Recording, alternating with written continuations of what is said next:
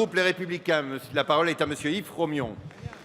Oui, merci Monsieur le Président. Monsieur le Premier ministre, au terme d'une mission d'information sur la mise en œuvre par l'Union européenne du dispositif Sophia contre l'activité des réseaux de traite des êtres humains à partir des côtes libyennes vers l'Europe, je souhaite appeler votre attention sur le caractère singulier pris par cette opération à laquelle la France participe.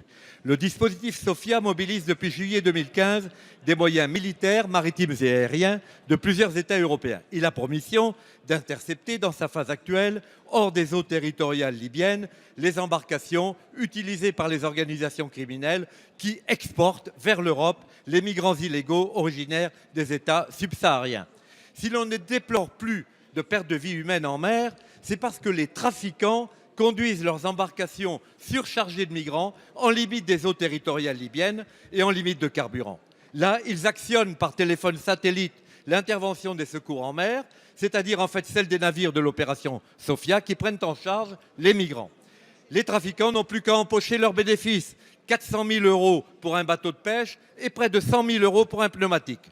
L'Union européenne tend donc à se muer en associé d'un trafic de migrants clandestins pour le plus grand bénéfice de ses organisateurs.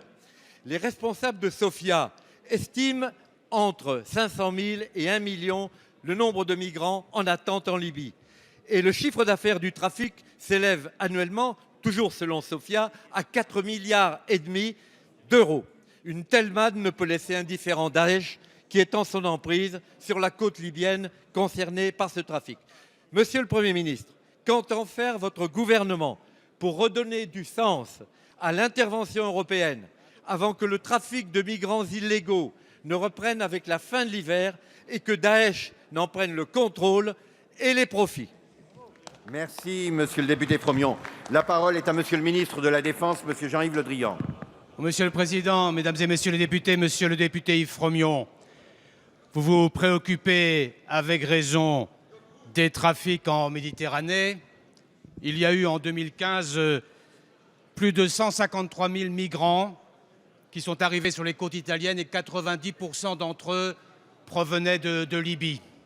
À la suite de ce constat, l'Union européenne a décidé, vous l'avez rappelé, au mois d'avril 2015, de la mise en œuvre d'une opération.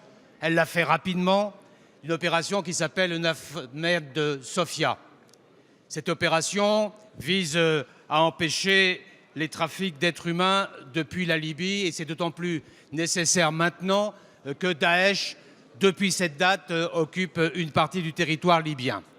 Il y a 3 phases dans cette opération. La première phase, c'était une phase de collection de renseignements, de fusion des renseignements. La France y contribue, comme vous le savez.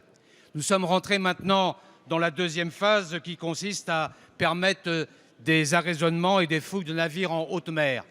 Mais ça n'a pas de sens si nous ne pouvions passer rapidement à la troisième phase qui permettrait l'interpellation à la fois dans les eaux territoriales mais aussi sur le littoral libyen. La France y contribuera, y contribuera par des moyens aériens et par la mise à disposition d'une frégate.